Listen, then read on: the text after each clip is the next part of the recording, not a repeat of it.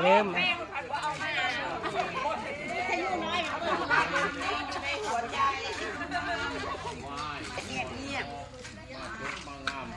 ทุกสิ่งทุกอย่างคอยทานมาสามีเอามานั่นเงินคำแก้วเก่ามาจมมางามได้เดี๋ยวนี้ได้มาจมมางามกว่าเชิญนี่แหละเชิญมันก็ดีแล้วผู้ค้าก็มาปอดไปซอยเสมออ้อยกลางกอได้บ่ได้มีลูกในเล่าเป่าในคอได้เดี๋ยวนี้ได้ขึ้นได้เนาะเอามาคำมาพูดให้ลูกให้หลานนี่แล้วเรื่องทำแน่